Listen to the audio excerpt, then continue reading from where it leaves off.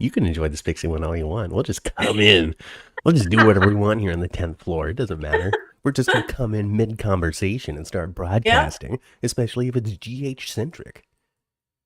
Mm-hmm. Hey, everybody. Welcome back to the 10th floor. It's me, Matt. Hi, everybody. It's Kat. Welcome, welcome, welcome, welcome. Get out of that waiting room. Climb on into the elevator. We're going to ascend all the way up to the 10th floor. There's so much to cover as we review, recap, and react to this week's General Hospital. Sunny in the Pine Barrens. Carly saving the day. Death snatching a gun. Just shoot me. My life's not worth it without Jocelyn. Just shoot me. Just shoot me. Just shoot me. Everybody's boning. Right in the E of Kelly's. E in my heart where Jocelyn lives. Everybody had a Valentine's Day.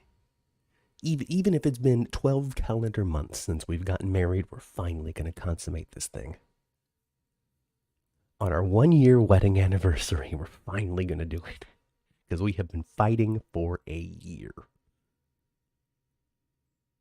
No, they did something in between them getting married and him getting shot. I really don't think so, because they've been fighting the whole time. It's true, because she found out the He whole found out the Trina thing on their wedding night. on their wedding night. Yeah. And then trouble, tension, tension, tension. Curtis kisses Jordan. More tension, tension, tension. Mm-hmm. They're getting to a point where maybe they can start chit-chatting about stuff, and blammo, he gets shot. He gets set That's back true. emotionally. Oh, I'm half a man I used to be.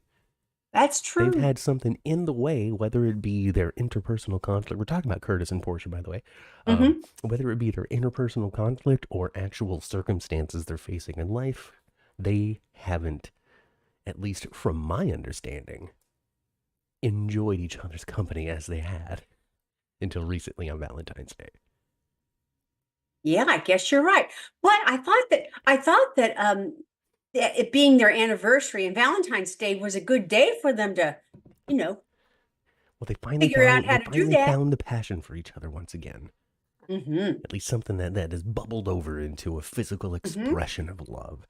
Thank you very Mm-hmm. much, Liz McGowan, for her super chat donation. Don't let her do it alone. If you feel like you want to contribute to the show, you may do so. You may do so. You don't have to, but you may. What you If mean? you can afford it, if you want to, if it feels like the thing to do, you can through either the super chat or the super thanks button, which is a little heart and a little $sign. I think it might be a cash dollar bill or something for the chat, and then the super thanks is the heart. I don't know how these things work. I don't know. I don't see what you guys see. No, you're looking at Zoom and Zoom alone. Yeah, I don't see You're what you just guys hanging out. see. You just what do we say here on the 10th floor, Matt? You're just talent. What? You're just the talent. Oh, hey, Jason, Cheryl, Chandra, Sandra, Cheryl, and Chandra both here, both moderators in this week. Oh boy, you guys go watch it. your P's and Q's. Watch what you're saying. You got two room parents, all right? Yeah, and they're good ones too. Yes. Rochelle, Sandra, Kelly, of course, is here. Liz McGowan. Hi, Liz. Hello, everybody. If you haven't voted in the poll yet, let us know. Who do you think had the best Valentine's Day? Was it Spixie, Chalin, Milo, or Portis? Of those names, Portis has the ugliest one, and I'm really sad because they're a hot couple. They are a hot It just couple. sounds like a porta potty, you know? It does, doesn't it? know? It sounds like a business Indeed. that'll drop off a porta potty for your party. And I do also want to say a special shout out and hello to Dolly. Hello, Dolly. Dolly, I see you. I see you, Dolly. I see you every couple of days, liking the next week and the next week and the next week of 10th Floor podcasts. You're watching it all from the beginning and liking it every single time you put on an episode, and I can't thank you enough for that. That's awesome. And that's amazing that you're listening or watching from the beginning. Now, I know up to like episode, I don't know.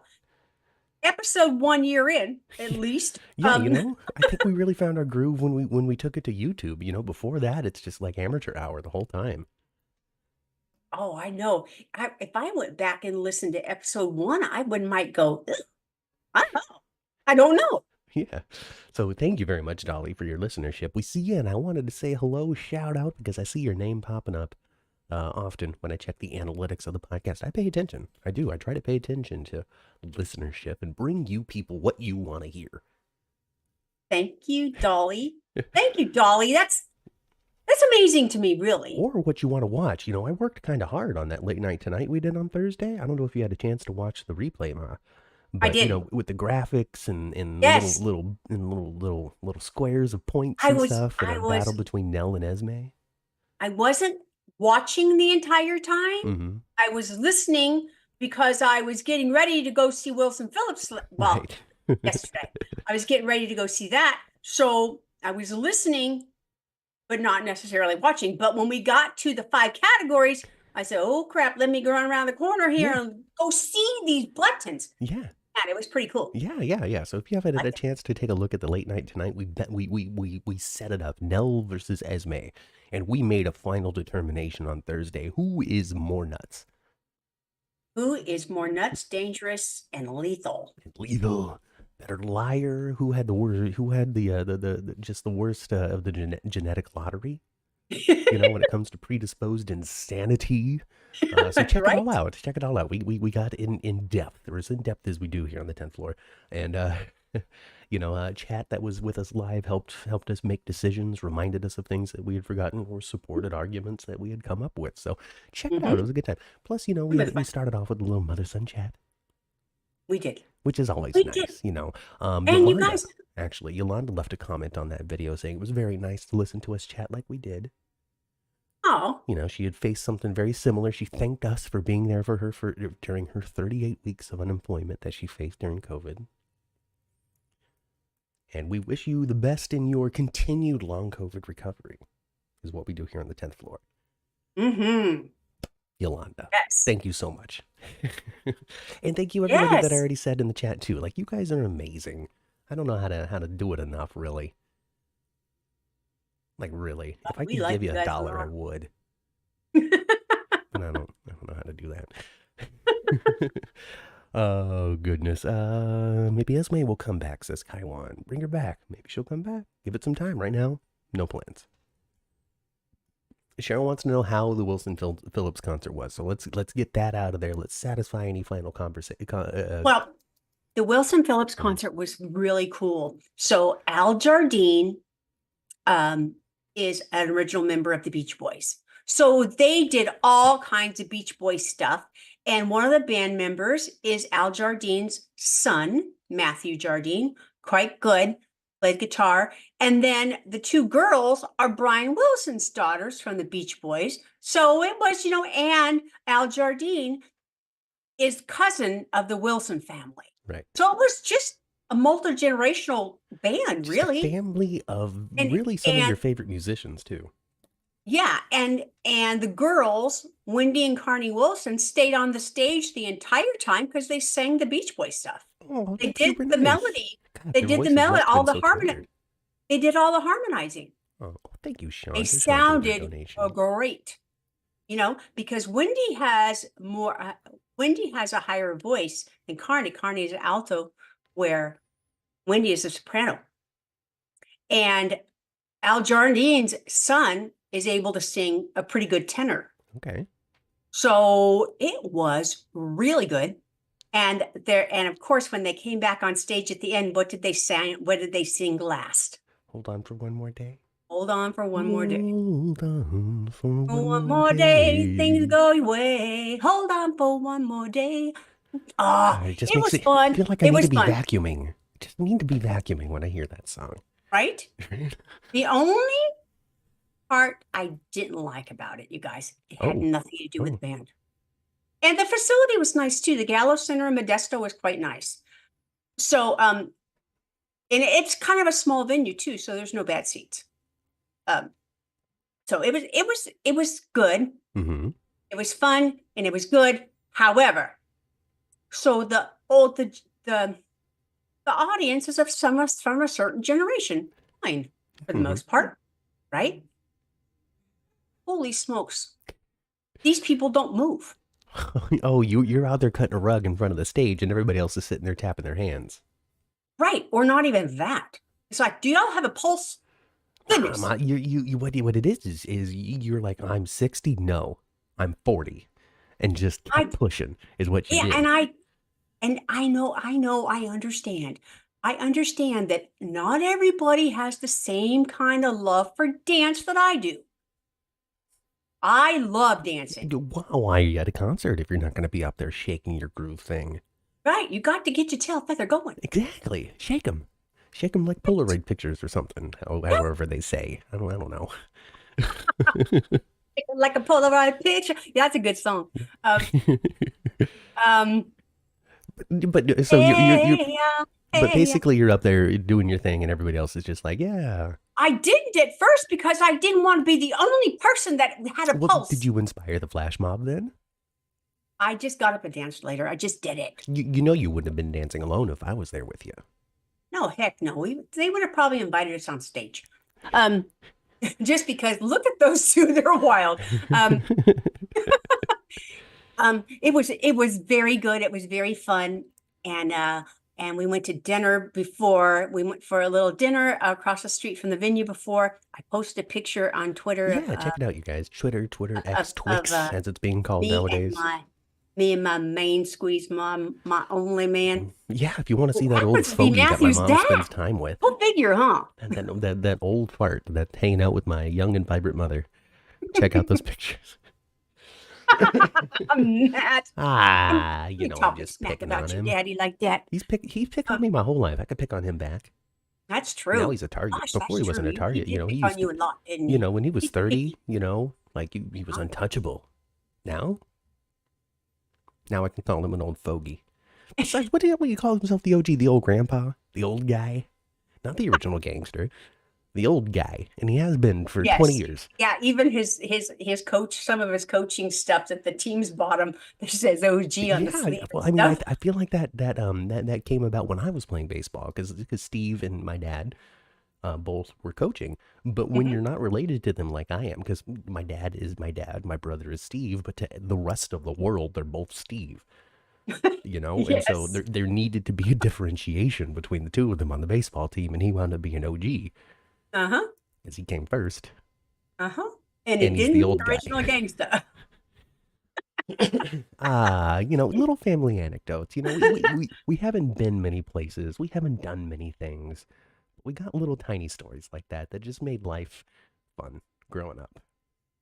Yeah, we had a good time. We had a good time. Like I hear these stories of people, oh, I went to here, I went to Europe, I went to Africa, I went to.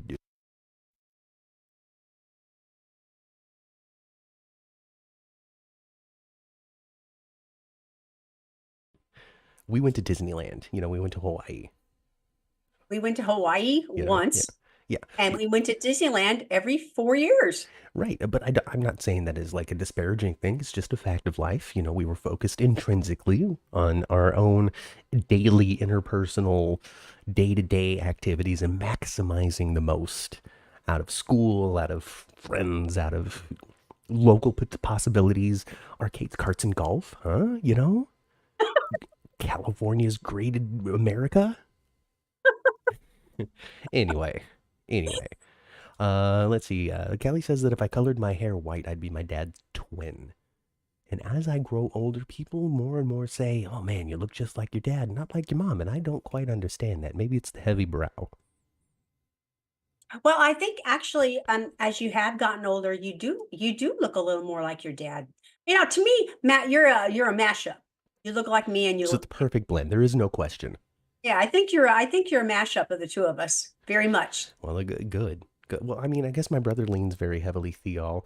My sister leans very heavily Lawless, and I'm just the perfect mesh between the two.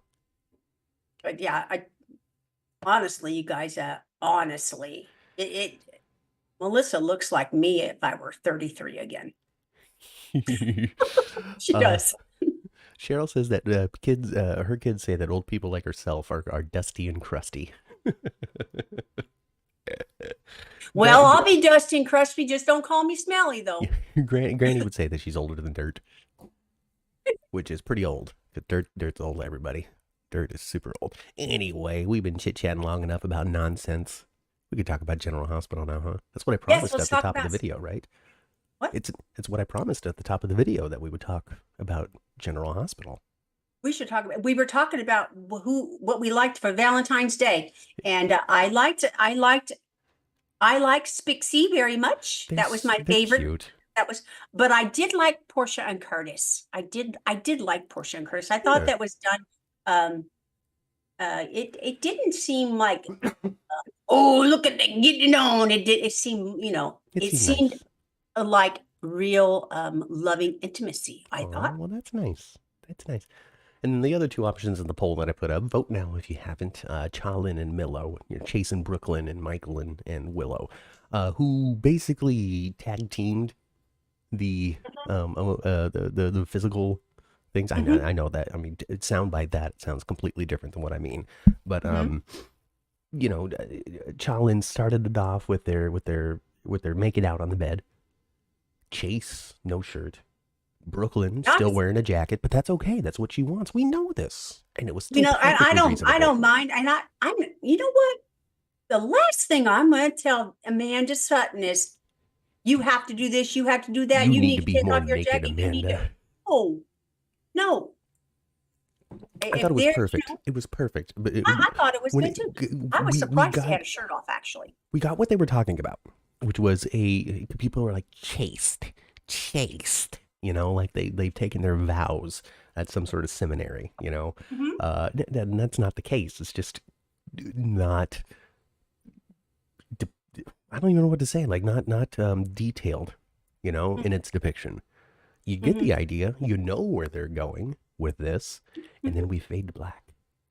But for all them people who need to see their daytime .coms, if you get my drift, uh, then you got Michael and Willow finishing it out. Yeah, Michael and Willow. Uh, I thought, I don't know that I would have been so, I don't think I would have been as forgiving as fast as Willow has been. It's funny because Kaiwan says just now, I wish they didn't make Willow seem like such a complete fool. Yeah, She I lied to me think, because we love each other so much, and yeah, I was I defensive thought because she we had a love whole, each other so much.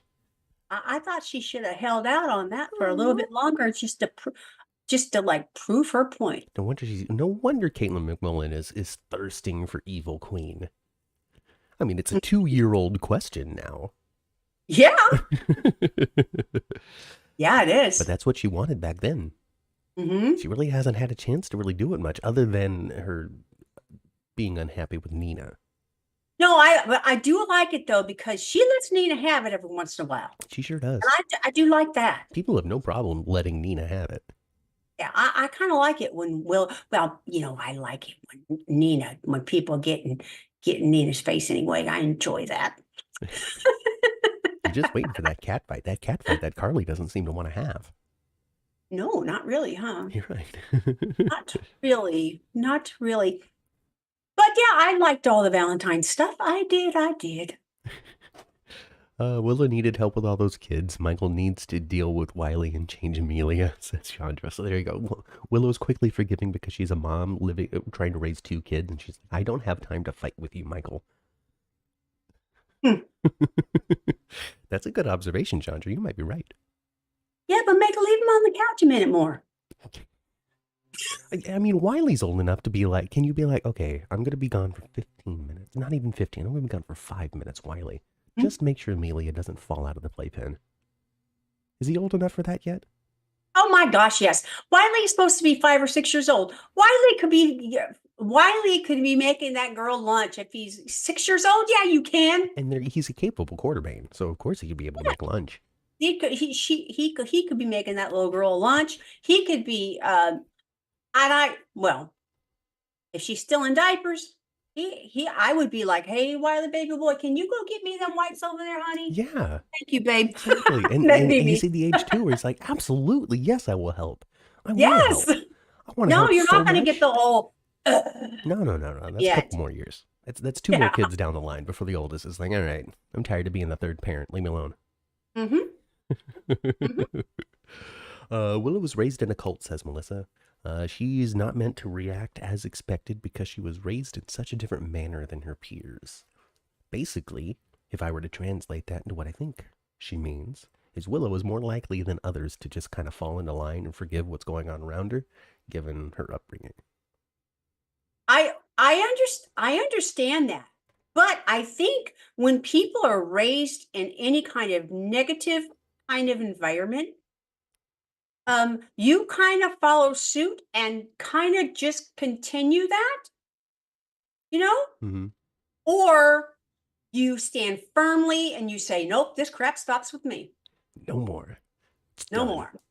Finished. More. Finito. Yeah. I'm going to break the chain. It's going to be different for me. I'm not going to just follow with the crap that's been, flowing down my stream." I'm stopping it right here, right now.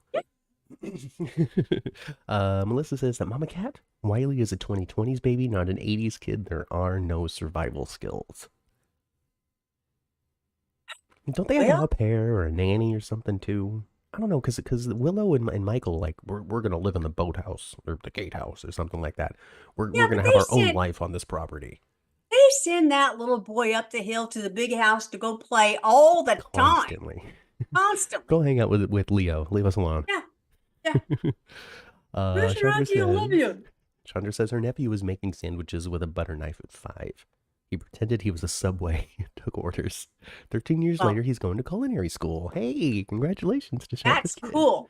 That's cool.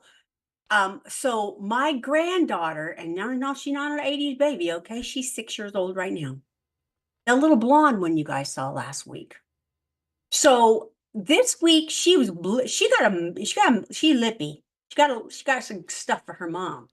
And so she lipping off at her mom, and her mom's, they're having Doing the discussion. mother and daughter thing. Yes, they're doing the mother and daughter thing so much, Matt. It's kind of delicious to watch, I am the actually, mother and for you are the me. daughter.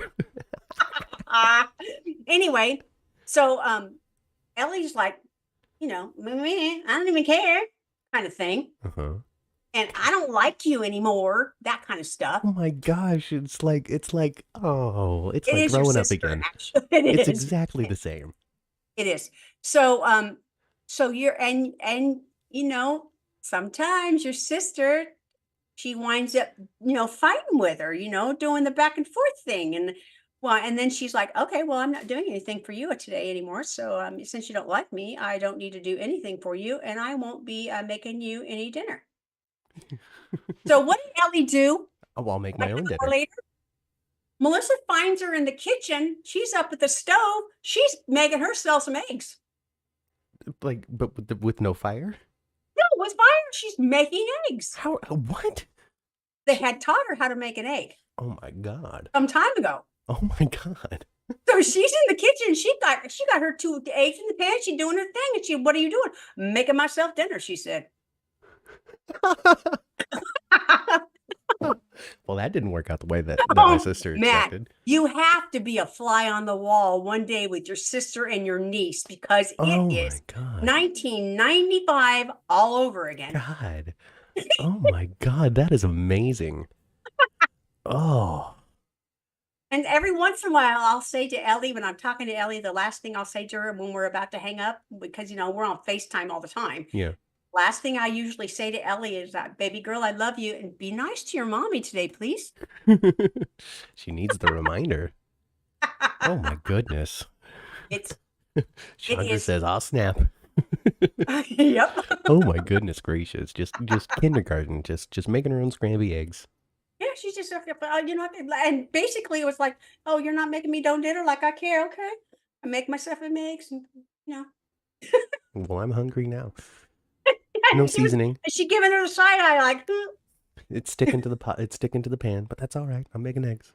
No, and Ellie, she knew what to do, and it didn't even stick. She got the pan out and everything. Shh. Gosh, that's scary though. Like, what if she tries to make spaghetti or something? Like, I'm gonna take this further. I know how to make an egg. I've seen them make spaghetti, and then now she's just covered in hot water. We don't need that. Now, I don't think she would do that. Well, that's good. That's good. No. Let's see. I don't think Matt just needs to hang out with his sister and niece, and the writing will flow. They are his muse. Oh god, yeah. Just to pick real life. I mean, that's you write what you know is what they say. Right. Mm. I don't see Kaiwan's replies. I don't know what to say about that. Kelly, did you accidentally block him at some point? Kaiwan says, I remember my kid sister was making sandwiches and helping clean my diapers. That's a good big sister. Yep. Cheryl says that Frank wouldn't have to pay me a single cent to do one episode of GH, so long as it's Nina going to the Pine Barrens. I don't know if Sonny's going to do that, but he almost took Dex out at the Pine Barrens. We got to see the Pine Barrens. The Pine Barrens, of course, is just a misty, No, dark lot. I know. I loved seeing the Pine Barrens. And I said to Grandma when they were at the Pine Barrens, I said, "Oh, Grandma," I said, "you don't know it, but man, there's some bones underneath their feet there. Yes, many There's bones there." many, many bones, many, many Yeah. corpses. And they've always alluded that the Pine Barrens are used, but at the same time, used more than they let us see. Like we're supposed to just know that Jason and Brick and people like that have always taken folks to the Pine Barrens. Yeah, yeah. Like, When Sonny's like, opportunity take him done. out, then they go and take him to the Pine Barrens. Yeah, they probably have a backhoe in the little like shack not too far away. They dig a grave real quick. Kelly, I wish I could tell you how to unlock somebody if you accidentally did. I don't know. I wish I could tell you. I'll just read them out loud every time. Oh no, Chandra's gonna handle it because Chandra's amazing. Yeah, she is. Chandra, you're the best. You really are. You know what? I mentioned something. I said something the other day. I don't know why, but I said something about moderators or something. To your dad, and your dad said, "You talk about Chandra."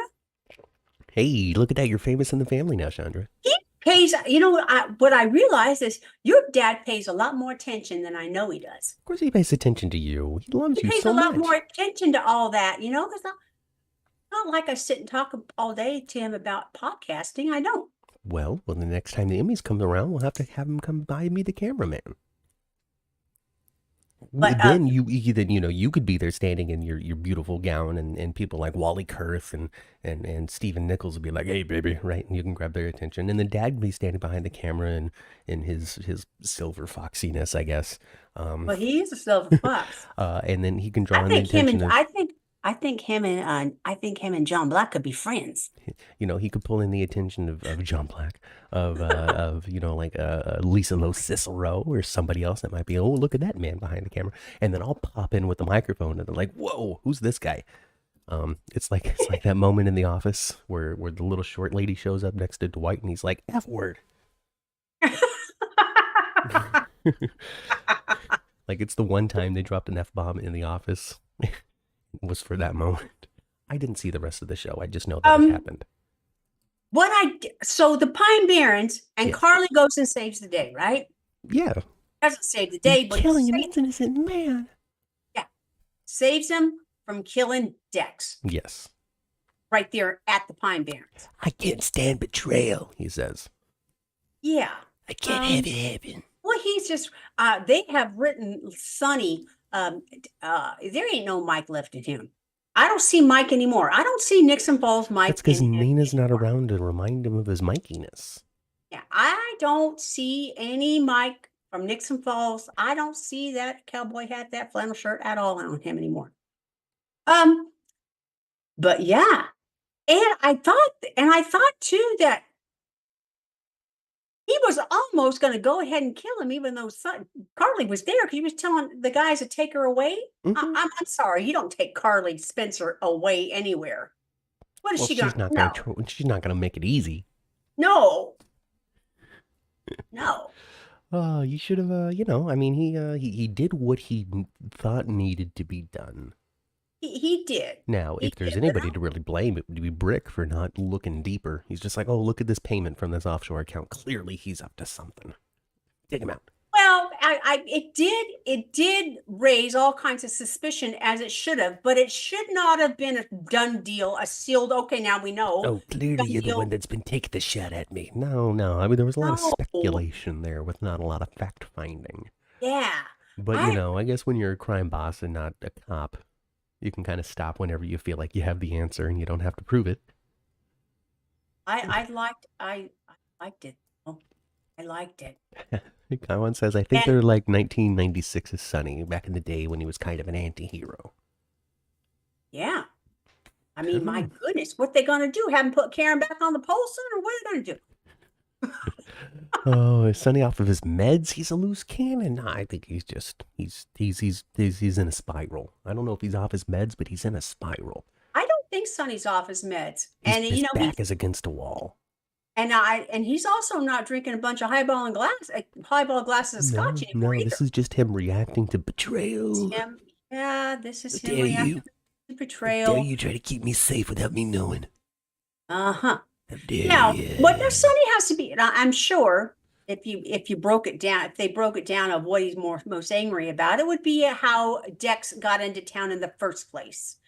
Which they're Him pretty much glossing over. They're very focused on, Carly's been paying me to keep you safe. I've been here. I've kept you safe.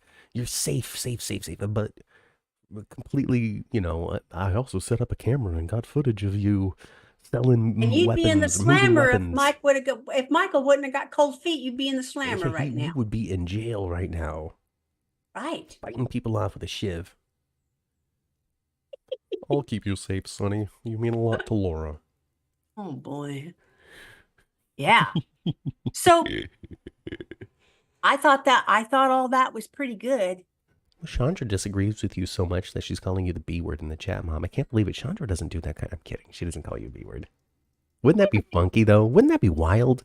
One day Chandra's just having a bad day and she just hauls off and calls me an a-hole or something. That'd be weird. That's not Chandra's spirit. No, that's why it's so goofy to say. Angela would be more likely to do that. That's true. That's true. Chandra would never. She's too sweet for that. I don't know if she even knows those words. Um, she says, I think he's more Mike than Sonny. So maybe she's seeing a little twinkle where you're missing it. Maybe I just don't see She goes, that right. what? I'm kidding, Chandra. Sometimes I just say the goofiest things. He's goofball sometimes, I just Chandra. say He just the really most is. off-the-wall nonsense It's a middle sometimes. kid thing. No, anything for attention. It's true. It's true. Like I envision myself to be just like an irreverent Jeff Goldblum, but it just comes out just dumb. Just sometimes I just say the dumbest stuff, hoping for a reaction. Funny. And now she shares a laughing fish. I think it's a laughing fish. It kind of looks like the baby shark. Oh. Do you miss the baby shark? I miss the baby shark. Those Oh kids aren't God, no. babies anymore. No, We're done with got babies very again for a irritating. while, Ma. Oh, Gotta wait wow. for my cousin's babies. Well, Tyler's gonna be a daddy. And we don't have any pregnant characters on General Hospital right now. I know, Not a isn't that single creepy? one. That's crazy because we went from like 3 at one time to none. Yeah. I mean, that belly, that ugly belly they had there was making the rounds, wasn't it? It sure was. Like They we would put didn't some even have a hand chance to cool sanitizer off. on that thing. It's just like, oh man, I still feel Avery's warmth on this thing, you know? Yeah, man. Yeah, but we don't have any babies. Well, that's good. That's good. We're in a time of transition on General Hospital, it seems. We have the new writers coming in, and before the new writers come in, they're just like, let's give them a blank slate, all right? Let's give them nothing. Everybody's breaking up. Everybody. Dex is gone. Spencer is gone. So Lucy and Scotty are boning with Marty going, oh man, I got hoodwinked into breaking up with a lady and now I don't even want her. You know?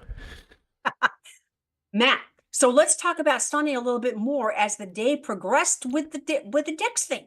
Yeah, Okay? so he does the thing and then Carly's like, don't do it. And he's like, fine. And then he leaves, right? And then he catches up with Dex again in the apartment. He's like, no, I think I am gonna kill you after all. No, Where you gonna go? but first, didn't he talk to Michael first? He Talk to did. Michael first. Hello, And I Judas. loved that. I thought that was like, oh, I thought that was cool. I said, when he called him Judas, I was like, oh boy. Yeah. Boy, Oh, that Christina's is, pregnant. You're right. oh, that's true. She just don't need the belly yet. You just don't need You don't need the belly yet. But we did forget about her. She is pregnant. It's just not important to me. Maybe not, huh? But yeah, so he did have that scene with Michael in which he's like, you betrayed me. And he's like, come on, Dad, I betray you every 5 years. Gotta get over That's it. true. We'll be fine. Yeah. Remember that time where I was You like, take I'm not your turns betraying son. each other, remember? Remember when I changed my last name to Quartermain for a minute? Brr, brr, brr. Mhm, No, mhm, so mhm, Sonny mhm, wasn't happy, and Michael was like, "But you don't understand." And then Sonny's like, "You don't need to understand." mhm, mhm. And I liked the interaction between, Jocelyn and, Ava too. Even though Ava tried real hard not to, like, tell her anything, she kinda had to. She was doing that I'm gonna talk to you like we both know what's going on, Yes, without talking about what's going on, like that but then classic they m- finally just criminal talked about double it, though. speak. They finally just talked about it, though. Mm-hmm. 'Cause Mm-hmm. yeah, Jocelyn was like, "He's gonna kill him." Yeah. And it was like, well, you're not gonna be able to stop that now, are you? Mhm. He takes And betrayal I'm very not convinced, seriously. Matt. It could go either way. I'm not convinced that Sonny is not gonna land in the bed with Ava. I just don't want it to happen, is really what it I comes but down to. it's yeah, because it's starting to steer that way. I also don't know what I'm missing that everybody else is catching. Maybe it's because I just don't want it to happen, so my brain is ignoring any sort of nonsense. But at the end of this week, everyone's like, it's only a matter of time. It's only a matter of time. And I'm like, what on these last couple of days made it seem like they're growing closer and about to fall into each other's arms? I understand that Olivia Jerome is dead. I understand that Sonny has lost everybody. But does that mean that they're just gonna No, I don't think that do would it? be the catalyst for them I don't think those losses would be the catalyst for them to do that to each other. I think that they are making a connection, and he's confiding in her now. He's confiding in women that he doesn't sleep with. But he Doesn't. he confides in Anna all the time. Well, that's true. I just don't want it. Is what it is. I just don't want it. I want Ava with somebody else. I want Sonny to be alone. Is really what it comes down to. I think Sonny needs to realize that he's best by himself and needs to try to be I'm clingy. not saying that Ava and Sonny are gonna have this wonderful, blissful relationship. I just don't want them to do it. I think that crying in each other's shoulder is gonna turn into something one day. Just no. I just I just simply don't want it. I don't have anything else Well, to say beyond there that. you go. You don't have to want it, right? uh, And it may not happen still, but it seems like they're just making these tiny steps towards something like that. And I don't think it's gonna be ugly and dirty in the Quartermain Mausoleum, like, you this time either. Ava and Sunny are going to get together just in time for Morgan to pop up. And Morgan's not coming back either. Everybody, all these characters that aren't on the Oh, show, not coming back. All right, I I think they I made it think clear. I don't think he's coming back either. But I think that, you see a lot of that kind of stuff on Twitter, and people say that kind of stuff because they're spinning what they kind of would like to see. Yeah, That's people are what they'd always like to constantly see. spinning what they want to see, and it's always a return of a character that's not on the show. It's constantly, well, why? How come Gregory has ALS and not Jeff Weber? Why does Finn get the story and Elizabeth doesn't get to watch her dad die? Like little things like that. Other Oh. stuff too, like why do we have Cody when we could have Emma? Why do we have so and so when we could have such and such? Oh, by the way, I I love the Spinelli Cody little friendship thing. I like it. Yeah, yeah. I think they're great together. They're wonderful scene partners. I think they're great scene I partners, think and they I speak think the they same language when it comes to like that chill, casual friendship. Like, I think the actor Cody Josh Kelly, he really Mhm, nails that like really casual relationship. Like the friend. Like he mhm, nails it with Dante. He mhm, nails it with Spinelli.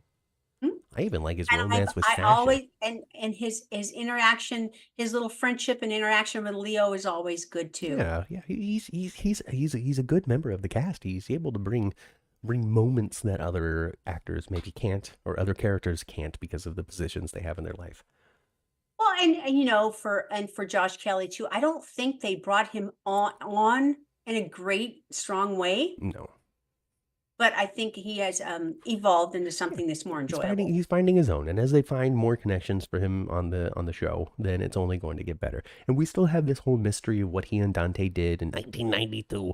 Uh, that Yeah. we can still jump into whenever we need to fill some plot. So there's places to go still when it comes to Cody. So And of I'm course with it. and But of course huh? when John J. Yorks is able to come back to work, Well, then we're going to find out he's a Scorpio. Yeah, we're going to continue on with that too, because they pretty much let that rest. They remind you every couple of weeks, but they really haven't moved forward with Hmm. anything. And that's just, I'm sure that probably would have unfolded already if John hadn't got ill and Yeah, needed to. for sure, for sure. But last I heard, he's still doing well. I haven't seen an update in a little while, but he's working hard, trying to Yeah, get healthy and come back to the show. yeah. So good luck to John J. York. Can't wait to have you back. Um, but while we're on that, Dex is gone. Dex has left town. He was given the option to die and break Joss's heart, or live and break Joss's heart. Right. Just in a different kind of broken way. Right. I thought that people who love the Jex romance, Hmm. I am sure loved the grab the gun then just shoot me moment. That's a hardcore soapy romance moment. That's a flashback type of moment. That's Jason standing on the parapet with Elizabeth type of deal. That one of those moments that fans of this relationship are going to point back to. Remember when Dex pulled the gun and said, "Well, just shoot me. Life is not worth living without Joss." Hmm. It was very romantic. It was very, my love will live or die with me. Hmm. Anyone notice how Tristan is? His voice is a little awkward, and the post that he's been sidetracked.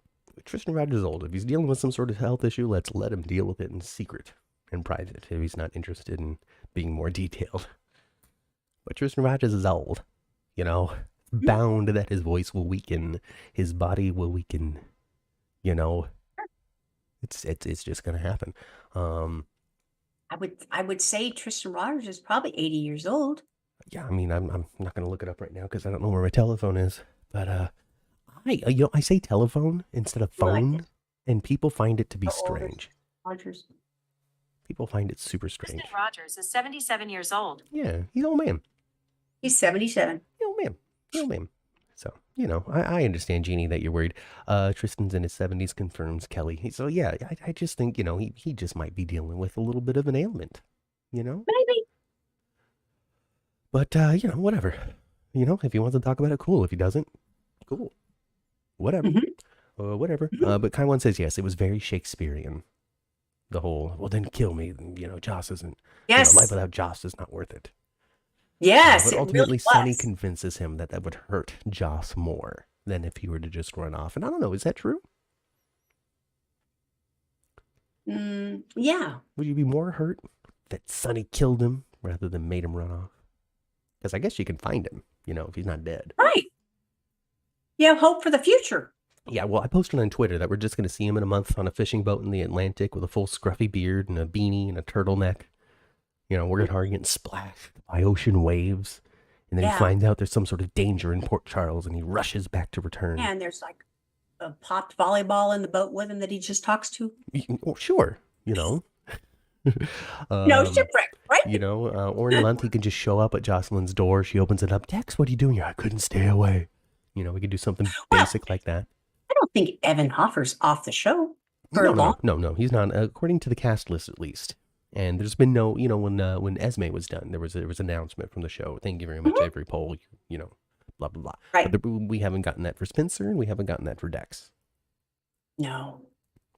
So we'll see what the future is for those characters. I feel like Dex will be back way sooner than Spencer.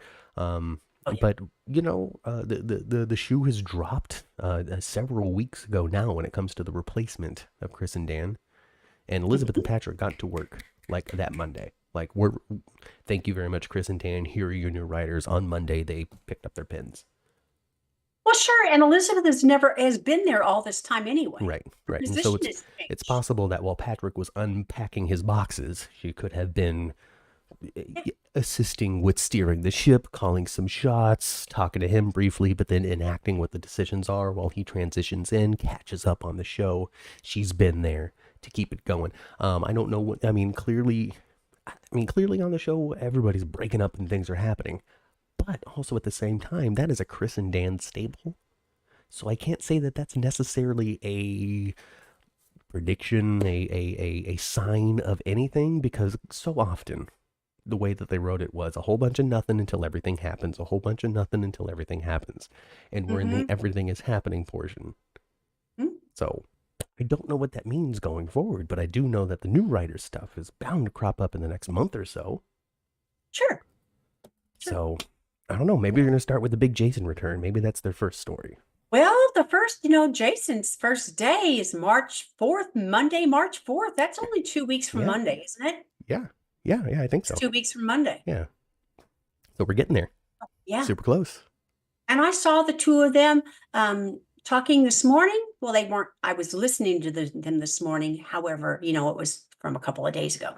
But Steve Burton said that Elizabeth, who has been working there for 30 years, she's been on the writing staff for 30 years. So she's quite a historian too, I would imagine. From my understanding, I think Fido said so. I think Angela has said something about Elizabeth Cortez. I don't know exactly how to pronounce the last name. One day I'll hear it. But she's the unofficial historian. I think even MK Weir might have said something about it too while we were on tour. I think she did. Where she's the unofficial historian for GH because she's been working there for so long. And it really seems to me like she handles the big, remember the big Laura story where Cyrus was brought in? Of course we remember it. Yes. But all of those really old family connections that were brought up to link the characters. And Steve Burton said that he says he believes, he said, I'm not sure, but I'm pretty sure that she pretty much wrote Jason going from Jason Quartermain to Jason Morgan. Well, there you go. She wrote that. She was very much on that team of writing the change of Jason. Yeah, and Patrick Mulcahy, he's written for General Hospital before too, and what was during a good time, a high time. For storytelling. So, big exciting possibilities coming our way. Now, it's not just the talent of the writers, it's also the feelings of the network, it's the feelings of the executives, it's a big team contribution here to the Disney stories. Gets the final say. Frank gets the second to last say, and ABC is the one that, they're like the president. We're like, what's this new law? Okay, cool. Or veto, So, we'll just see. We'll just see how it goes. Melissa says that Dex is going to start drinking with Danny and Taggart and Allie's off screen. And then Chandra said that, Dex has been sent to Nixon Falls. He's going to organize the summer hoedown. And I am for that one, Chandra. Yeah. If they want to put back up the Tano, he rebuilds the Tano. We find out what's happened to Phyllis. Phyllis moved back home. Charlie's just didn't feel the same. I wanted to be back at my own old kicks, my old digs. We can have Dex and Phyllis. Phyllis being like, "Hey, man, them the breaks, huh?" Oh my goodness. I'm with it. I think Josh is gonna go look for him. Probably. I think she's gonna find him in the Sandrine River, trying to find Spencer's body. I think she's gonna, I say that because Josh, if they should write it that way, because Josh is Carly's daughter, and they don't just accept things, right? They don't just accept things. Not unless the story says they accepted it. Right, but as a character, generally speaking, they're going to push things until it's beyond dead. Beyond all hope. Patrick is the one who made the character of Carly, says Daisy. So, like I said, writing, did he invent Carly? Did he go up to the executives and say, I think Bobby needs a long lost daughter? Probably not. Probably not. But was he responsible for writing a lot of Carly? Probably. Well, and back then Carly was so rotten, so he would be able to write the heck out of some rotten women. Melissa says that the Tano is now the Dexo, and Chandra replies, "Hey-o." You guys are very funny. Oh, goodness gracious. Chris and Dan were good writers, but they're now influenced by the Diesel lives back in the 60s compared to the White. That one lost cohesion. But they were influenced by, I don't know, something bad rather than something good is basically what that boils down to. And I wonder where those, I wonder if those writers have already joined another team on another show. I really don't know. I mean, today's our lives, Chris and Dan. Uh, I don't know. We'll see. Because from my understanding, it's the head writer position that they struggled, um, artistically. I don't know what Mhm, exactly to say. Because mhm, I'm not qualified to say that they were bad. I've never written a show in my life. But mhm, reaction from other people more in the know. mhm, Uh, would say that it's the head writer position that they struggled with, but the daily writing, the breakdown writing, all of that other stuff, other than being the ones that push the mhm, creative direction of the show, they were great at. So mhm. maybe that's the future. Just, like realizing that you're not a great boss. Well, I would think that, like you've said before, that I think a new head writer every once in a while is Yeah. a good thing. Hmm. And you've said before that typically there's about 3 years of good storyline, and then they start struggling a little bit. Right. Right. And I got to keep that in mind when I try to break into the Hollywood writing business too. Like, okay, I've said myself that I should only have this job for 3 years. Do I want to sign on for a fifth season? Is my Well, work still I just don't. as good? When it comes to longevity, and keeping a position, don't you think that if you were like a not the head writer, that you probably would have a better chance of that? Probably. And really, when it comes down to it, Breakdown once writer or whatever? like I can't speak, I'm not a writer. And one day, I'm going to try to invite Darrell Anthony to come talk on the show. He wrote for Days of Our Lives for a little while and has some nice opinions on Twitter that I agree with every once in a while. Mhm. I actually invited him to be on before, but then the strike happened, and I haven't picked up the conversation since. So Darrell, if you're listening, send me a message. Because That'd be good. I would be curious to know what the job to job life is like for a writer. Because there's a lot of writing happening. There's a lot of scripts being sold that aren't being in production, so people are constantly getting paid for work that isn't Uh-huh. ultimately produced. And so I just wonder, how long is it typically the break between jobs? When do you think it Mhm. might be coming? How scary and surprising is it when they do decide that they're going to make a change? Uh, how do you, I mean, because I feel like I'm in a similar position in my life where I'm wondering those similar things. I'm at a, because when I work, I'm very focused on that job, Mhm. and I don't really put my mind on being like, well, what else is out there for me? Mhm. And then I'm put in this position where I'm like, well, what else is out there for me? And I don't know. Mhm. I don't know. It's just an interesting thing to navigate. People Mhm. get used to their daily momentum, I suppose. I don't know. And scary too. It's a Yeah, little I scary. mean, pretty secure. Not so much anymore, but that's okay. I'll get a little income going. I'm not worried. I'm not gonna be homeless, and I don't have to move back in with my mommy. Uh, Oh, Matthew, you could move back home in a minute, in a heartbeat, but I would never want that for you. I know that you don't want that. You no, don't want Halo. that. You don't want that. No, I gosh, know. Manteca sucks. If you live somewhere else, maybe. I know you don't want that. So I don't want it for you. Would you like to join the conversation? Asked Chandra. Well, log into YouTube and you can pop into the chat. She capitalized the chat with a capital T and a capital C because that's your name. You're the chat with Matt and Kat. Oh goodness. Hey Sabrina. Hey Lola's mom. Welcome, welcome, welcome. What were we talking about? We can be done talking about all them people. When we We be can done do it. talking about Dex, Dex gonna be back We soon. could talk. We're done talking about Dex. We're done talking about that whole corner of Oh, stuff. and I love Jocelyn too. I hate you. Oh yes, she threw a huge tantrum. You're a criminal and a liar, and I'm never gonna forgive you. Well, yeah, he made Dex run off. It's good. If Jax fans had a great week, I know that they're worried and concerned that this is it forever. It's not. This is just a bump in their story. I don't want to say a minor speed bump because this is a major speed bump, Mhm. but not one that is that's it. Never again are we going to see them. That's not the Mhm. case. Dex will be back. Just give it some time. Maybe he can bring his daddy with him in 2 weeks. Right, right. Give it a moment. Give it a moment. Anyway. Enough of that. Enough of that. Welcome back, Eden McCoy. Yeah. We love Spixie. We're looking. I mean, I love how I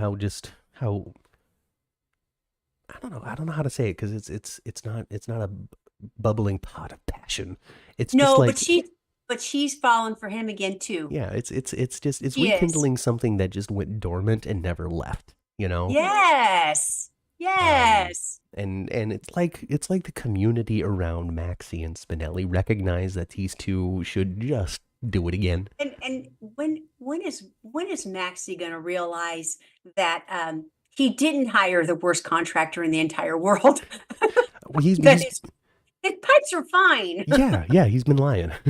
And it was all Felicia's idea. I think Felicia knew too. She's like, you know what, Maxie, you need to stop worrying about this whole like Peter and Nathan stuff. You gotta, it's Damien. Damien's your future. Yeah, take a look at there at Georgie's dad. Yeah, take a look at him again. Take a look at him again. Yeah. So she convinces him to lie about the pipes so he can go and move in with overwhelmed Maxie and help support financially. And it makes sense because you're already Georgie's dad and you love each other. I think Felicia had a lot more to do with that than they let on originally. I think so too, and I think Spinelli is, of course, he, being with his daughter, being able to be a bigger part of his daughter's life and there every day. But also for James too, James needs that. Yeah, good regular balance. It's what Yeah, it's what Laura and Kevin want to bring to Ace's life. Just some good consistency. But we'll get into oh that my a little goodness. later. I look at Laura and Kevin adopting Ace, and I think about it in in real life. In real life, like if that happened to Dad and I right now, holy smokes, I'd do it in a heartbeat. I wouldn't let no baby of mine go somewhere else. But man, Be so you think tired. about it. You would be Well, so they're in high tired. school. You're in high school, they're gonna be damn near damn near 80. Yeah, you're gonna need definitely the support of other people, or hope that maybe Boy. Nicholas will get out of jail before then. But I would say that I don't want to transition to that yet. I want to finish talking about what we were talking about, which was Spixie. Okay. And the rest of Valentine's Day, because we touched on Michael and Willow. I think that the key thing there is, oh my God, Willow, like, don't be so forgiving. But I don't know, are they sexy? Do you No. find them sexy? No. Yeah, and their little love Megan was just not. No. I felt more passion. I never from have Brooklyn found them and to be Chase. sexy. So, I like Brooklyn and Chase. I loved their bonding over not liking Valentine's Day, where where it's not like oh gosh, we hate Valentine's. That's not what it is. They're not annoyed by it. They don't wish it should go away. It's just not their holiday. Mhm. And they're both like, okay, good, let's go home. Like, he Yeah. had the champagne and all these little classic little tropes. And I even was like, champagne, Chase? What the hell? But it all turns out just because, well, I'm supposed to do this stuff on Valentine's Day. And I'm thinking to myself, Chase, why are you picking not a better location? Isn't that the same place where Ava got Where Ava got hooked? hooked. It's the same damn couch out there by the barbecue pit. Isn't And they're like, good, let's go inside. It's cold. It's like, And then they dang. go in, they do their business, and they call it a holiday. And I think that's very real. That was a real depiction of them, so that's I good. think so I can end the poll now. Portis won 40% of the vote who had the best Valentine's Day. So I guess they're happy to see Curtis and Portia reunite. Officially. Well, I tell you, when it comes to like the screen presence and how good they looked, Well, they're hands down the winner. you can stick Donnell Turner up there in a tie-dyed loincloth, and people will be like, hell yeah. Well, that's kind of true, huh? Hell. Oh, goodness. I love Sasha's talk with Maxie about how the love won't be the same, but it doesn't matter. It'll be great. That's true. Yeah. It'll be deeper. I love what they're doing with Sasha right now. They need to give her a new bigger story. I think they need to give her something new. But I love that they're not writing her broken. Yeah, she's strengthened from her trauma. Yes, I love that.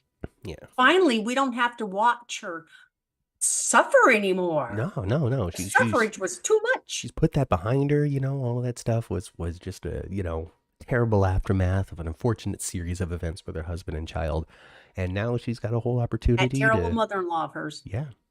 A new opportunity to do something else with her life. I like it. I think Sasha's an important character in the fact that she's Sasha and not Sasha Cassadine, Sasha Spencer. I know that we constantly say, "Oh, well, she's Nina's real kid," and that would just continue to muddy bloody waters. So I think that she's important. You know what Sonny could do? Sonny, like anytime Sonny has to tell somebody they got to go like he did with Dix, I think they have to go live with Gladys as punishment. And make you be Gladys's roommate. No! Ah! Tell me now. Anything but that. Tell me. Shoot me! Shoot me!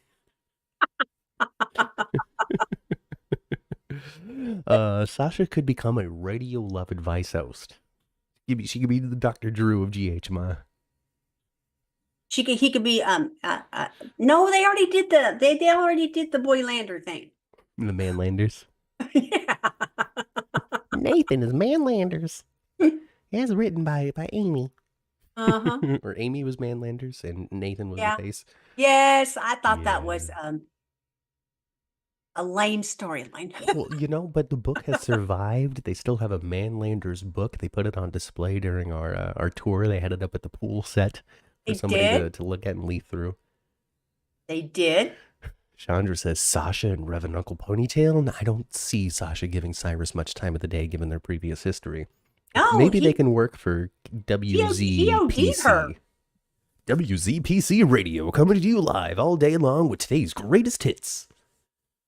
I thought, didn't you find it? I know we're probably not transitioning to that yet, but a radio show?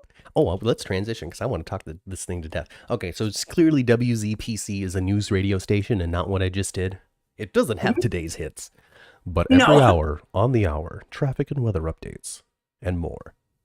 Dun, dun, dun, dun. Coming up in 15 minutes, Cyrus's religious hour. What's the name of his show? I want to know. Oh, they said. What was it? Cyrus's... Somebody tell me. You guys, what was it? It was Cyrus's something. It was. Love and the Lord. Melissa's name Cyrus's and Sasha's name. It's Love and the Lord with Sasha and Cyrus.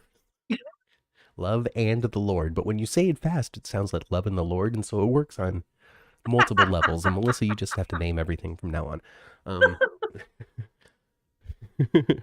Oh my gosh. What's the name, chat? Tell us.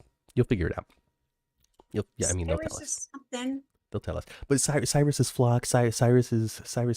No, it had a C. It had a sound at the beginning. I don't think it was a CC, but more like a CS. I don't know. Cyrus's seminary. I don't remember exactly what it is. Whatever. But isn't it dumb that it's a radio show and not a podcast? Well, here's the thing. Podcasts are for Democrats. News radio is for Republicans. You're right. I didn't think about that.